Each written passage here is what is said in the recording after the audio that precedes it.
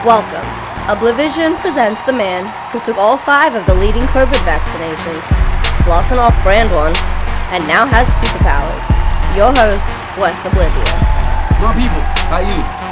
What's good? What's good with you? I'm in the daggone freezer, baby. Chilling, as always. So, today, I have a short story. It's not going to take long. It's about my niece. Now, I have quite a few nieces. I have 5 nieces. 2 grandnieces, Lachey and Melly Mel. But I have 5 other nieces. Devaney, Deja, Mackenzie, Gabrielle, and Sez. Her name is Leslie, but we call her Sez because back in the days, I had him rapping. I called her Leslie Sez because you wanted to listen to what Leslie says, so we called her Sez all these years. Only reason I'm telling you that, so that when I refer to Sez, you know who I'm talking about. So I'm talking about Sez. Sez is 10 years younger than me, so she's more like a little sister than my niece. Took good care of her, loved on her, fed her, changed her butt.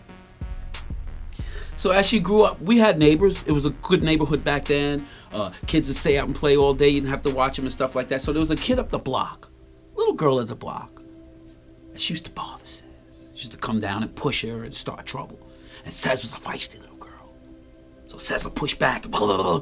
So she came to me one day. She's like, Uncle, this little girl keeps bothering me up the street. I'm like, oh, yeah? I said, you know what, Sez? The next time she bothers you, she pushes you, you push her back. The next time she goes to push you, you slip around behind her, you grab in that sleeper hole, you put her to sleep. And I showed her the proper way to put a sleeper on you. You know, that was a big thing when I was growing up, the sleeper hole anyway. So I taught Sez how to do it. So she locks me up a couple of times. That's a little chokey choke. I mean, she's a little girl. And I pull her off. Don't think much of it. Like, not a shining moment on my part. Listen to him. Praise be to God. This particular day, I'm on the front porch. Now, this is East Elmhurst, 2920 Erickson Street, big family house. And on the front porch, it's all these windows. You know those crate windows? You crank them and they open up slow. The porch was flooded with those. The front porch is about 5 to 6 feet wide. Then followed by that is my mother's bedroom, which is about 11 feet wide. Then there's the living room. Then there's the hallway outside of the living room on the other side of the door that you would knock on to gain entrance to our house, to our apartment in this big house. The reason I'm telling you this is because I was on the front porch at this particular time when the incident occurred. And this incident happened to be the little girl comes down the block and starts with Sez.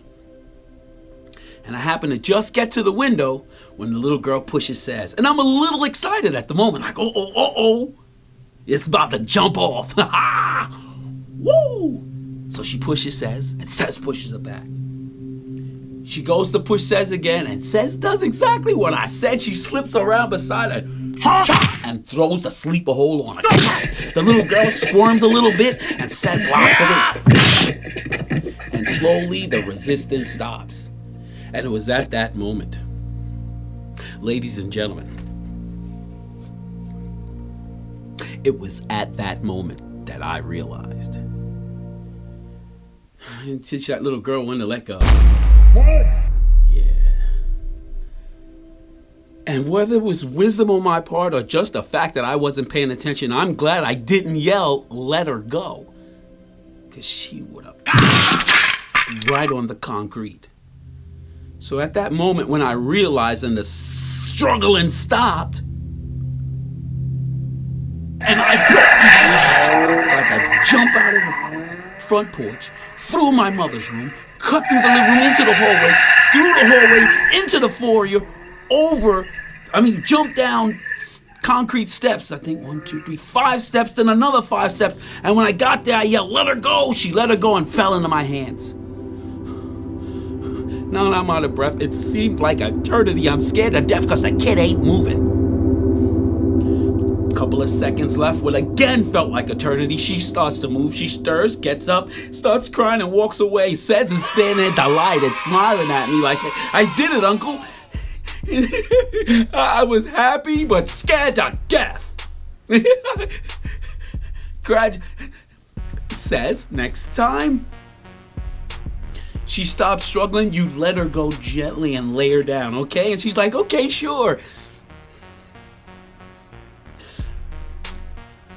For one moment I was proud, but it just didn't last long when you thought of the ramifications of if it had went any other way. Needless to say, we didn't have any further instances like that because I learned. Yeah. So, wasn't a shining uncle moment, and I learned from that point on there were better ways to do things, and you had to think more ahead before you just gave out information. Yeah, she almost killed that kid and would have been on my head. Okay, maybe not killed her, but you. Yeah. So, what the hell was that? Is that a bug? Anyway, I just thought I'd share that, my people. It's just some of the things that happened in my life. So, yeah, it says. Great memories. All right, my people, I'm out of here. Peace out.